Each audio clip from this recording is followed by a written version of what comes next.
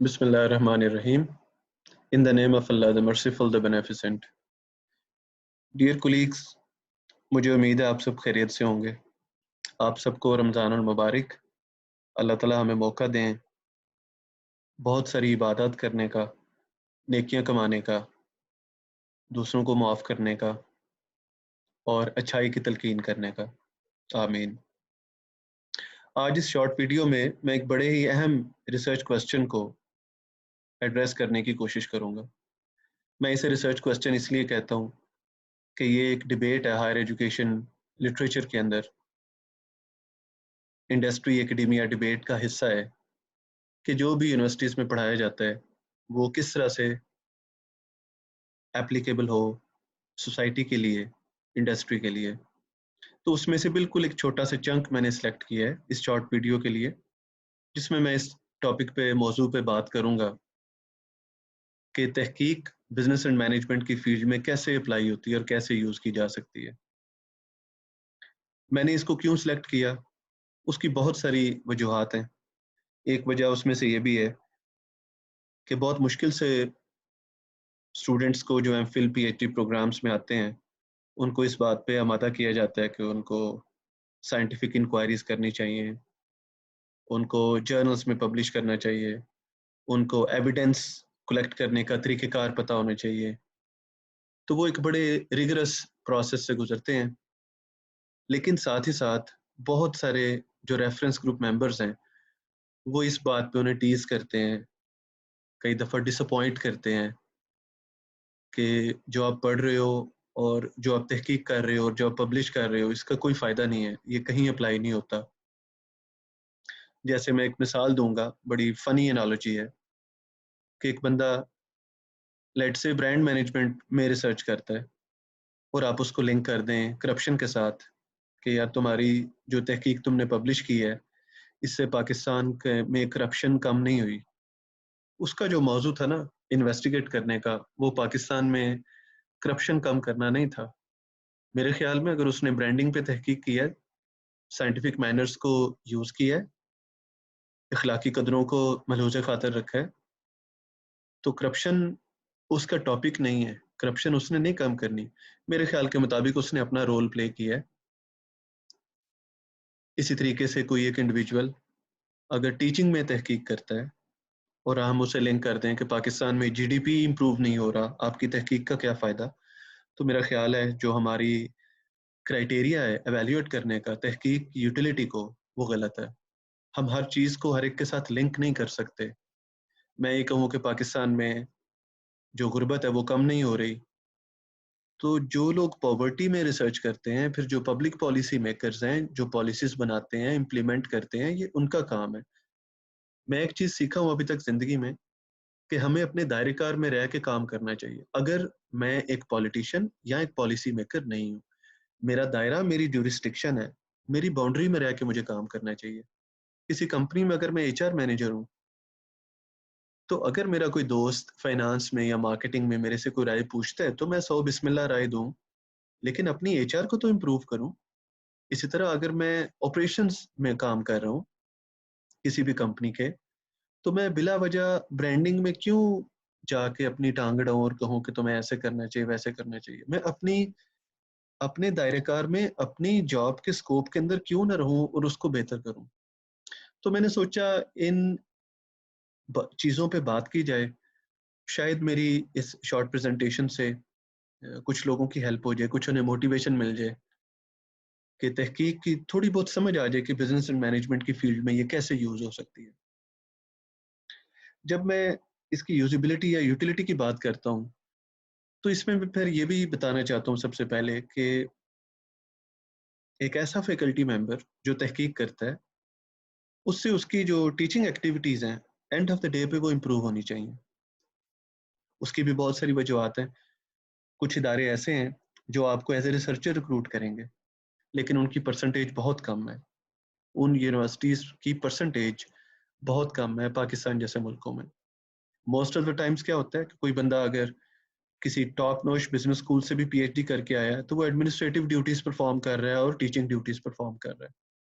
सो इस चीज़ को सामने रखते हुए मेरी भी ये समझ बूझ है کہ آپ کی جو تحقیق کی ایکٹیویٹیز ہیں ان کو کنٹریبیوٹ کرنا چاہیے آپ کی ٹیچنگ کو امپروو کرنے کے لیے. You should become a better teacher اگر آپ ریسرچ ایکٹیویٹیز کو پرفارم کرتے ہو. اب ریسرچ کرتے ہوئے ہمیں کیسے موقع ملتا ہے اپنی ٹیچنگ کو امپروو کرنے کا؟ فار ایگزامپل جب آپ لٹریچر کو پڑھتے ہیں سب سے پہلی سٹیج میرے خیال کے مطابق کسی بھی جرنل میں پبلش کرنے سے پہلے جو ہماری بیسک ٹرمینالوجی ہے وہ ہمیں کلیئر ہونی چاہیے میرے خیال کے مطابق. تو آپ ریڈ کرتے ہیں، برین سٹارم کرتے ہیں اپنے کولیگس کے ساتھ، اپنے اسٹوڈنٹس کے ساتھ. اس سے کیا ہوتا ہے کہ آپ کے جو کانسیپٹس ہیں وہ امپروو ہو جاتے ہیں. اسی طریقے سے جب آپ ایک ٹیم آرگنائز کرتے ہیں تو اس میں آپ مختلف رولز پرفارم کرتے ہیں اور لوگوں کو ایلوکیٹ کرتے ہیں. اگر آپ پرائمری ڈیٹا کی بات کرو تو اس میں آپ کو ڈیٹا کلیکشن کرنی پڑے گی، انالیسس کرنا پڑے گا، فیلڈ میں جانا پڑے گا، بیہیویئرل ایشوز کو مینیج کرنا پڑے گا، پھر سبمیشن کے معاملات آئیں گے. تو اس سے آپ کی پروجیکٹ مینجمنٹ کی جو اسکل ہے وہ امپروو ہونی چاہیے. اور ٹیچنگ میں آپ کو اسٹوڈنٹس کے انڈر گریجویٹ سے لے کے پی ایچ ڈی تک جو پروجیکٹس ہیں ان کو ہینڈل کرنا ہوتا ہے. اسی طریقے سے جب آپ پرائمری اور سیکنڈری دونوں طرح کا ڈیٹا کلیکٹ کریں گے تو اس سے آپ کی جو ایک سیوک سینس ہے، لوگوں کا سوشل بیہیویئر کیسا تھا کسی کویسچنئر کو ایڈمنسٹر کرتے ہوئے، کسی انٹرویو کو کنڈکٹ کرتے ہوئے، اس چیز میں آپ کو تھوڑا سا ایک اسکل بلڈ ہو جائے گی کہ آپ کو معاشرے کی بھی ایک سمجھ آئے گی کہ لوگوں کا رویہ رجحان کیا ہوتا ہے، لوگ کیا بات کرتے ہیں، کیسے کرٹیک کرتے ہیں کسی موضوع پہ. اسی طریقے سے جب آپ ڈیٹا انالیسس پرفارم کرتے ہیں تو اس کا ایک اثر آپ کی انالیٹیکل سکلز پہ پڑتا ہے. جب آپ اس کو لکھتے ہیں تو اس سے آپ کی تھنکنگ اور ریفلیکشن ابیلٹی وہ شارپن اپ ہوتی ہے. یہ بڑی یہاں پہ میں ایک اہم بات کرتا چلوں کہ جب آپ لکھتے ہیں تو لکھنے سے پہلے اسٹرکچر کرنا بڑا ضروری ہے. میں جو بھی کوئی ایک ویڈیو لیکچر اسی طرح سے بناؤں گا رائٹنگ کے لیے، اس میں میں ضرور پھر انشاءاللہ اس پہ بات کروں گا کہ اسٹرکچر کیسے کرتے ہیں کسی بھی مینیوسکرپٹ کو، چاہے وہ کتاب کا چیپٹر ہو، چاہے وہ تھیسس ہو، چاہے وہ ایک ریسرچ آرٹیکل ہو، کچھ بھی ہو، اس کو اسٹرکچر کس طریقے سے کرتے ہیں، کیا چیزیں آتی ہیں اسٹرکچر میں، اور تھنکنگ اینڈ ریفلیکشن کا کیا رول ہے لکھنے کے اندر. اسی طرح جب آپ جرنل میں آرٹیکل کو سبمٹ کرواتے ہیں تو وہاں پہ بھی آپ کی جو over all project handling skills ہیں وہ امپروو ہوتی ہیں.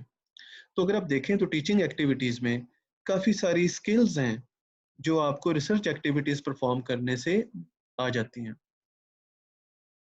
اب میں یہاں پہ میرا کہنے کا یہ مقصد نہیں ہے کہ یہ چیزیں صرف اور صرف تحقیق کرنے سے آتی ہیں، اس کے علاوہ بھی آ سکتی ہیں. ممکن ہے آپ کوئی ہائر ڈپلوما کریں ٹیچنگ کا تو اس میں یہ چیزیں آپ کو سکھائی جائے. ممکن ہے آپ کسی مینٹورشپ پروگرام کا حصہ ہوں تو آپ کا جو سینئر فیکلٹی ممبر ہے آپ کے ساتھ ایسوسیٹڈ ہے آپ کو یہ ساری چیزیں سکھا دے. ممکن ہے آپ کی اپنی سمجھ بوجھ سے یہ چیزیں آ جائیں.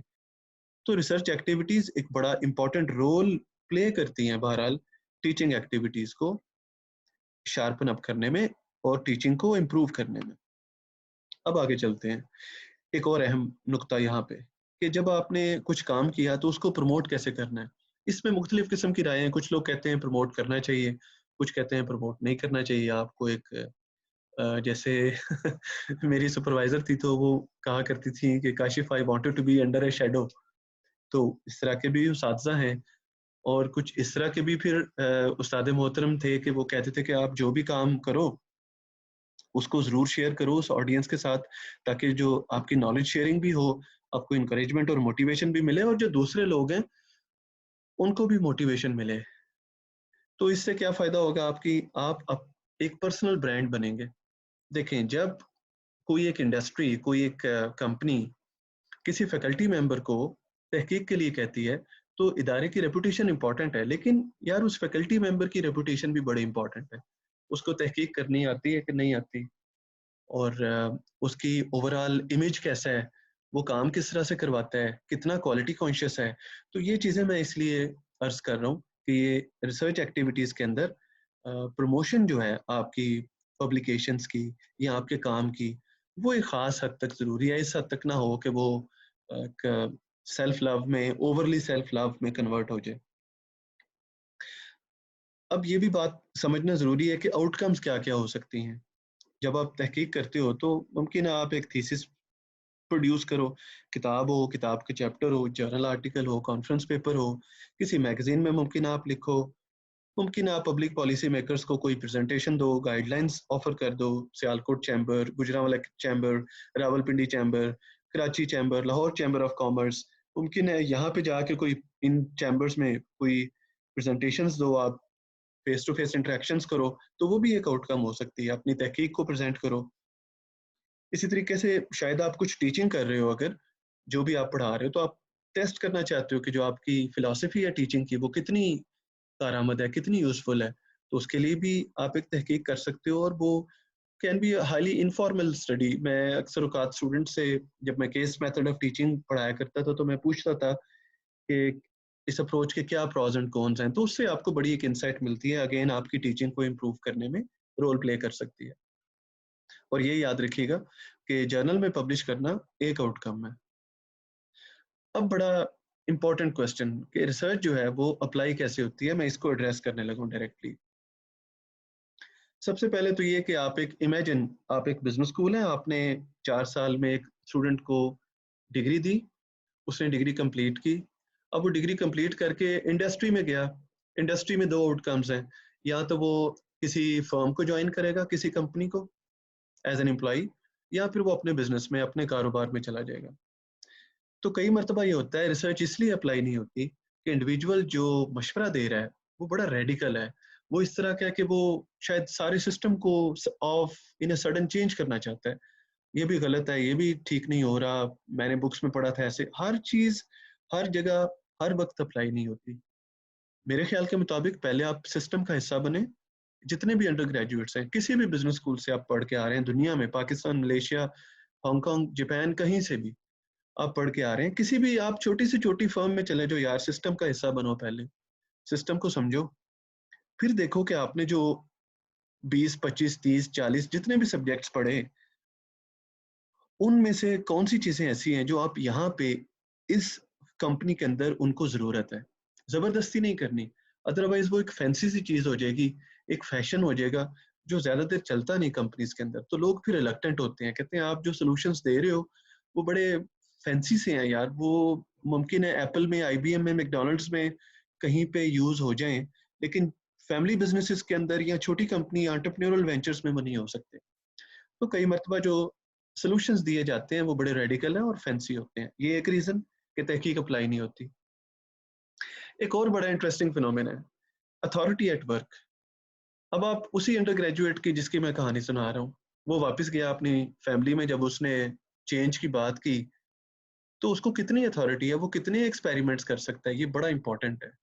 और शुरू के 2, 3 साल, 4 साल उसको रिकॉल रहेगा शायद, अगर उसने एक अच्छा सीजीपीए मेंटेन किया है, असाइनमेंट्स किए हैं खुद, प्रोजेक्ट्स खुद किए हैं, डिस्कशंस अच्छी की हैं, तो उसके जहन में रिकॉल रहेगा कि यार अच्छा ये चीज़ें होती हैं, साइंटिफिक मैनेजमेंट ये होती है, फाइनेंशियल जो लिक्विडिटी है उसको ऐसे स्ट्रेंथन करते हैं, ब्रांड इक्विटी को इस तरह से मार्जिनलाइज किया जाता है, और वगैरह वगैरह बाकी जो डिसीजन मेकिंग है। तो ये देखना पड़ेगा कि उसको कितनी अथॉरिटी है उसके वर्क प्लेस पे। उसके वर्क प्लेस पे पाकिस्तान जैसे सेटअप में देखें तो ताया जी, फुफ्फा जी, चचा जी, वालिद साहब, बड़े भाई, ये सब लोग ऐसे हैं जो अथॉरिटी को चैलेंज करते हैं, और मुमकिन है कि उनका तजर्बा उसकी स्टडी से बिल्कुल डिफरेंट हो, एन मुमकिन है, लेकिन वो इंडिविजुअल भी जो बेस्ट टेक्निक्स और मेथड्स को से आगाही लेके आया है, वो बिल्कुल ही नैला और निकम्मा नहीं है। उसको भी चांस दें, उसको भी मौका दें। तो अथॉरिटी कितनी है किसी एक इंडिविजुअल को जब वो अपने वर्क प्लेस पे जाता है। हम जब टीचिंग और रिसर्च की बात करते हैं तो बहुत सारा नॉलेज तो वहीं वेस्ट हो जाता है जहाँ पे उसको कहा जाता है कि यार तुम रहने दो, हम कई सालों से एक कारोबार कर रहे हैं और बहुत अच्छा चल रहा है, तो हमें उन्हीं तरीकों से लेके चलना है, हमें कोई नया तरीका उसमें अप्लाई करने की जरूरत नहीं है। तो जो बच्चे होते हैं अंडर ग्रेजुएट या एमबीए वगैरह करके जाते हैं, अपनी फर्म में हो जाए या किसी भी ऐसी जगह पे वो चले जाएं जहाँ पे उसको अथॉरिटी नहीं है, तो जितना भी उसने सीखा है, मेरा ख्याल है वो 1-2 साल के अंदर उसकी मोटिवेशन भी और जो भी उसके पॉइंट्स हैं जो उसके जहन में थे नुकात के, इन चीज़ों को मैं इस तरह से यूज़ करूँगा, वो स्पिरिट जाता रहता है। एक और चीज़ है कि जिस कंपनी में वो जाके अपने आप को सेटल कर रहे हैं, उस कंपनी के पास रिसोर्सेज कितने हैं, اس کی سجیشنز کو امپلیمنٹ کرنے کے. ایٹ دا سیم ٹائم اس کمپنی کے جو ٹاپ مینجمنٹ ہے اس میں کتنی ولنگنیس ہے کہ وہ کوئی ایسا ڈیسیژن لے جو اسٹیٹس کو سے ہٹ کے ہے, جو روٹین سے ہٹ کے ہے. تو ریسورسز آف دا فرم میں financial resource, human resource et cetera et cetera یہ چیزیں آ جائیں گی, اور ولنگنیس کی ڈیسیژن میکرز کی کہ جو اس میں فیصلہ کرنے والے لوگ ہیں کیا وہ راضی ہیں, کیا وہ اس بات پہ آمادہ ہیں کہ وہ کچھ نیا کرنا چاہتے ہیں. اس پہ بھی ڈپینڈ کرتا ہے کہ جو تحقیق اس نے سیکھی ہے یا جو بھی ٹیکنیکس ماڈرن اس نے سیکھی ہیں وہ وہاں پہ اپلائی ہو سکتی ہیں کہ نہیں. ایک اور بڑی اہم بات کہ ٹائم فریم, کس ٹائم فریم کے اندر ہم چاہتے ہیں کہ فٹافٹ سے تبدیلی آ جائے اور چینجز ہو جائیں. جو آرگنائزیشنز ہیں وہ ایکو سسٹمز ہیں, یعنی ایک اکیلا جو فیکٹر ہے وہ ساری چیزوں کو ڈرائیو نہیں کر سکتا. بہت ساری جگہوں پہ تھوڑا تھوڑا جو چینج ہے, بالکل منیمم لیول کا چینج شاید اوورال ایک بڑے چینج کی طرف ہمیں لے جائے. تو ہم کتنا وقت دیتے ہیں کسی بھی ایک سیٹ اپ کو چینج ہونے میں. اسی لیے یہاں پہ امپورٹنس ہے اسٹریٹجک مینجمنٹ کی, اسٹریٹجک پلاننگ کی, کہ جو ہم 5 سال کے پلان بناتے ہیں, 10 سال کا پلان بناتے ہیں, اس میں ہم اس چیز کو میک شور کرنے کی اپنی طرف سے کوشش کرتے ہیں کہ ہمارا جو ویژن ہے اگلے 5 سال 10 سال جو ہمارا مشن ہے کسی وجہ سے ہم ایگزسٹ کرتے ہیں نا, تو ہم اگلے کچھ سالوں میں کیا کرنے جا رہے ہیں. میرا خیال ہے جو لانگ رینج پلاننگ ہے وہ ٹائم فریم کے ساتھ بڑا کلوزلی ریلیٹڈ ہے. تو تحقیق اس لیے بھی کئی دفعہ ہمیں لگتا ہے کہ اپلائی نہیں ہوتی کہ ٹائم فریم ہم بڑا تھوڑا وقت دیتے ہیں ایک بہت ہی دیر سے چلتے ہوئے نظام کو آفس ان سڈن چینج کرنا چاہتے ہیں جو پاسبل نہیں. اب بزنس اسکول کی جو ریسرچ ہے وہ کیسے اپلائی ہوتی ہے, یہ تو تھی تھوڑی بہت میں نے رکاوٹیں ڈسکس کی کہ کیوں اپلائی نہیں ہوتی. ایک تو جو انڈسٹری لیڈ پروجیکٹس ہوتے ہیں وہ ایز اٹ از اپلائی ہوتے ہیں. اس کی ریزن یہ ہے کہ جیسے میں نے اپنا پروجیکٹ کیا تو بایو ویٹ کے ساتھ پروجیکٹ کیا, لاہور اسٹاک ایکسچینج کے ساتھ پروجیکٹ کیا, میک ڈونلڈس کے ساتھ پروجیکٹ کیا, اسی طرح کچھ بینکنگ آرگنائزیشنس کے ساتھ پروجیکٹ کیا, ڈفرینٹ یونیورسٹیز کے ساتھ پروجیکٹ کیے. تو they are highly applied in nature, کیونکہ جو تحقیق آپ کر رہے ہو وہ ان کے لیے کر رہے ہو, اس کمپنی کے لیے کر رہے ہو. اس میں ساری چیزیں تھیں, ان کیجیے کوشچنر ڈیزائن تھا, اسی طریقے سے انٹرویو کا کنڈکٹ کرنا تھا, اسی طریقے سے آبزرویشن وغیرہ وہ بھی کرنی تھی, اسی طریقے سے اور بہت ساری جو تحقیق کی ایکٹیویٹیز ہوتی ہیں وہ بھی پرفارم کرنی تھی. تو جتنے بھی جو انڈسٹری لیڈ پروجیکٹس ہوتے ہیں وہ اٹ سیلف اپنی نیچر میں اپلائیڈ ان نیچر ہے. اس میں آپ کو یہ کوشچن ریز کرنے کی پھر ضرورت نہیں پڑتی کہ آپ جو تحقیق کر رہے ہیں جو وہ کہیں یوزفل نہیں ہوتی. ایک اور امپورٹنٹ بات جو فیکلٹی ہے وہ کسی بھی تحقیق کی جو فائنڈنگز ہیں ان کو شیئر کرتی ہے ایگزیکٹو ایم بی اے اسٹوڈنٹس کے ساتھ. اب میں نے اسپیسیفکلی کیوں مینشن کیا کہ ایگزیکٹو ایم بی اے اسٹوڈنٹس کے ساتھ, کیونکہ یہ وہ لوگ ہیں کسی بھی ایک ایگزیکٹو ایم بی اے پروگرام میں آئیڈیلسٹکلی جو چینج لے کے آ سکتے ہیں اپنی کمپنیز میں, جن کے پاس اتھارٹی ہے. یہ وہ انڈیویجولز ہیں جو ڈیسیژن میکرز ہیں. تو جب فیکلٹی اپنی کی تحقیق ان کے ساتھ کلاس رومز میں ایک سسٹمیٹک مینر میں شیئر کرتی ہے, ممکن ہے کوئی اسائنمنٹ یا ٹاسک دے دی گئی ہو, ممکن ہے پروجیکٹ ان کو دے دیا گیا ہو, ریئل ٹائم پروجیکٹس کے اپنی کمپنی میں کچھ پرابلمس کو آپ آئیڈینٹیفائی کریں, تو آپ کے executive M B A programs, آپ کے M Phil P H D programs آپ کو ایک موقع دیتے ہیں کہ آپ انڈسٹری کے اندر پینیٹریٹ کر سکتے ہو, اور انڈسٹری کو بھی موقع ملتا ہے کہ وہ بزنس اسکول میں فیکلٹی کی جو تحقیق ہے اور ان کی جو تھوڑی بہت سمجھ بوجھ بلڈ ہوئی ہے اوور دا ایئرس اس سے فائدہ اٹھا سکیں. تو یہ برج کرتے ہیں جو ایگزیکٹو پروگرامز ہیں. اس طریقے سے میں سمجھتا ہوں کہ جو ایک اسٹوڈنٹ ہے ایگزیکٹو ایم بی اے میں یا M Phil P H D میں وہ بہت بہتر طریقے سے ان چیزوں کو سمجھ سکتا ہے اور انڈرسٹینڈ کر سکتا ہے. اس میں یہ بڑی امپورٹنٹ بات ہے کہ جو میں بھی یا جو بھی کوئی فیکلٹی ممبر تحقیق کر رہا ہے وہ اس قابل ہو کہ وہ ان اسٹوڈنٹس کے ساتھ شیئر کی جا سکے, اور کویسچنیبل جرنلس میں پبلش نہ ہوئی ہو, مسٹیکس نہ ہو آرٹیکلس کے اندر, سائنٹیفک جو میتھڈز ہیں وہ ریگرسلی یوز کیے گئے ہوں, اسی طریقے سے پیڈ جرنل میں پبلش نہ کی گئی ہو. تو یہ اور بھی بہت سارے کرائٹیریاز ہیں جو میں انشاءاللہ ڈسکس کروں گا جب جرنلس پہ بات کروں گا کسی اپنے لیکچر میں انشاءاللہ. بہرحال کنکلوسیولی یہ کہ تحقیق اس قابل ہو کہ ریزنیبل جرنلز میں پبلش ہو اور اس میں بہت ساری مسٹیکس نہ ہوں. ویسے یہ ایک بڑی آپ کو شاید انٹرسٹنگ بات لگے کہ کئی ایسی ریسرچ سٹڈیز نظر سے گزری ہیں جو ٹاپ جرنلز میں پبلشڈ ہیں لیکن سٹل ان کے اندر مسٹیکس ہیں. تو یہ مسٹیک بہت بڑا ایشو نہیں ہے. اس حوالے سے اب اس کا یہ بھی مطلب نہیں کہ میں 100 مسٹیکس کر دوں. کوئی ایک آدھی کہیں پہ اوپر نیچے کوئی غلطی کا احتمال جہاں پہ انسان ہے وہاں پہ رہتا ہے. تو اس چیز کو اگنور کرتے ہوئے ریزنیبل جرنل میں اس کا پبلش ہونا ضروری ہے. اب جو سائیکل ہے نا اپلیکیشن کا ریسرچ کی, میں اس کو تھوڑا سا بیان کرنا چاہتا ہوں. فار ایگزامپل ایک اسٹوڈنٹ فیکلٹی کے ساتھ انٹریکشن کرتا ہے بزنس اسکول کلاس روم کے اندر, تو اسکلز اینڈ نالج گین کرتا ہے. اس میں ریسرچ, ٹیچنگ, اسائنمنٹس, یہ ساری ایکٹیویٹیز پرفارم ہوتی ہیں. وہ کمپنی کے پاس جاتا ہے, کمپنی جو ہے وہ اپنے ریسورسز اور ولنگنیس میں رہ کے ایکسپیریمنٹ کرتی ہے. اب جو اسٹوڈنٹ ہے comes back to faculty for another round of analysis. So this is how یار کہ business and management کی جو تحقیق ہے وہ اپلائی ہوتی ہے. It requires a close collaboration between the student and the teacher. کیونکہ اسٹوڈنٹ وہ اسٹوڈنٹ نہیں ہے کہ جو انڈر گریجویٹ کا اسٹوڈنٹ ہے جس نے ابھی 4 سال ایک ڈگری لینی ہے, اس کے بعد ممکن ہے MBA کرنے کے لیے کسی اور جگہ چلے جانا ہے.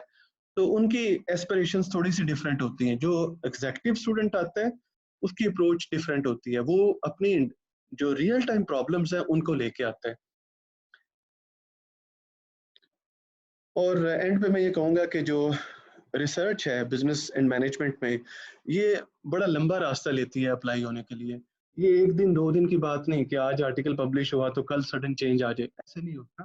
میں نے کچھ اس کی ریزنز ایکسپلین کرنے کی کوشش کی ہے کہ ایسا کیوں نہیں ہوتا. اور مجھے جو لگتا ہے جو مسنگ لنک ہے وہ یہ کہ بزنس اسکولس میں جب ٹیچنگ کی جاتی ہے تو بہت بڑا پورشن جو ہے ٹیچنگ میں وہ مس کر دیا جاتا ہے کلوز انٹریکشنز کا, جہاں پہ اسٹوڈنٹس کو وہ پروجیکٹس دیے جائیں جو واقعی ان کی انڈسٹریز کے اندر ریئل ٹائم پرابلمس ہیں, تاکہ فیکلٹی کو ایک سلوشن آفر کرنے کا موقع ملے تھرو اکیڈیمک پروجیکٹس یا کنسلٹنسی پروجیکٹس. تو وہاں سے پھر اپلیکیشن کا ایک نیا جو دور ہے وہ شروع ہوتا ہے. اور یہ بھی ایک ریالٹی ہے کہ بہت حد تک اگر ہم یہ کہیں کہ جو جرنل آرٹیکلس ہیں وہ بزنس مینیجرز پڑھتے ہیں ان آرٹیکلس کو اور ان سے فائدہ اٹھاتے ہیں, تو وہ بڑی تھوڑی سی لاٹ ہے شاید. میں نے ملٹی نیشنل کمپنیز کے ساتھ جتنا بھی میرا ایکسپیرینس رہا ہے خود کام کرنے کا, کنسلٹینسی کرنے کا, میں نے یہ دیکھا ہے کہ وہ تحقیق پڑھی نہیں جاتی, اس طرح ڈائریکٹلی نہیں پڑھی جاتی کہ کوئی لیٹ سے کہ کسی جگہ فائنینشیل مینیجر ہے تو وہ journal of finance and accounting سے اس نے کوئی آرٹیکل نکالا اور وہ بیٹھ کے پڑھ رہا ہے کہ میرے مسئلے کا حل ہو جائے. اس طرح نہیں ہوتا, بلکہ یہ بزنس اسکول کے تھرو جو وزڈم ہے وہ شیئر کیا جاتا ہے ٹو دا اسٹوڈنٹس. شکریہ بہت بہت آپ لوگوں کے وقت کا. آپ سبسکرائب کیجئے میرے چینل کو اور اپنے جو کمنٹس اور سجیشنز ہیں وہ ضرور میرے ساتھ شیئر کیجئے گا. اللہ نگہبان, اور انشاءاللہ آپ سے پھر ملاقات ہوگی کسی اور ڈسکشن کے ساتھ. السلام علیکم.